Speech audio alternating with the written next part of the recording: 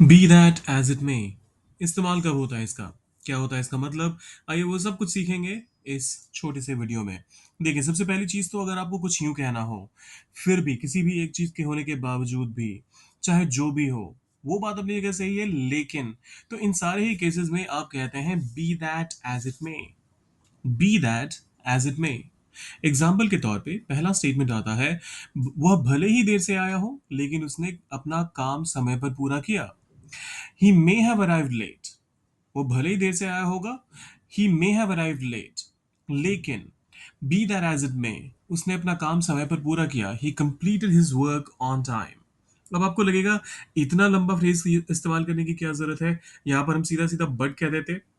देखिए, यहां पर जब आप be that as it may का इस्तेमाल करते हैं तो आप ये कहना चाहते हैं कि इस पूरी घटनाक्रम का रिजल्ट जो होना चाहिए था वो ऐसा नहीं हुआ। और ये एक ज्यादा स्ट्रांग और पावरफुल वर्ड है, सॉरी फ्रेज है, इन कंपैरिजन टू बट। तो इसका इस्तेमाल बहुत कॉशियसली कीजिएगा। अगर आपको लगता है बट से आपका काम चल रहा है तो आप बिल्कुल चला सकते हैं, लेकिन जहां पर भी आपको लगता है कि आप बहुत स्ट्रांगली कॉन्ट्रडिक्ट कर रहे हैं initial part of the sentence को, तो उस केस में be that as it may का इस्तेमाल कीजिए। फिर दूसरा एग्जाम्पल आता है, तुम्हारा इरादा नेक रहा होगा। तुम्हारा इरादा नेक रहा होगा, और अगला क्लॉज कहता है पर जो हुआ वो गलत था। अब सही इरादे के साथ कोई गलत काम कैसे कर सकता है? यहां पर बट का इस्तेमाल अप्रोप्रिएट नहीं रहेगा। ऐसे में आपको be that as it may का इस्तेमाल करना पड़ेगा। तो आप कहेंगे your intentions might have been good. Your intentions might have been good, be that as it may, what happened was wrong. Your intentions might have been good, be that as it may, जो भी हो फर्क नहीं पड़ता, जो हुआ वो गलत था। तुम्हारे इंटेंशंस यहाँ पर अब कोई काम के नहीं रह गए। सो ये था हमारा दूसरा एग्जाम्पल। मौसम खराब था फिर भी हमने सफर तय किया। The weather was bad, be that as it may, we went ahead with the journey.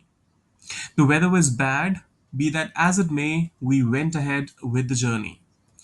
अगला एग्जाम्पल देखते हैं। हो सकता है कि उसने गलती से किया हो पर इसका असर तो सब पर पड़ा। It might have been a mistake. Be that as it may, it affected everyone. Affected मत कहिएगा, effect noun होता है, जो verb part है उसका वो है affect. So it might have been a mistake. Be that as it may, it affected everyone.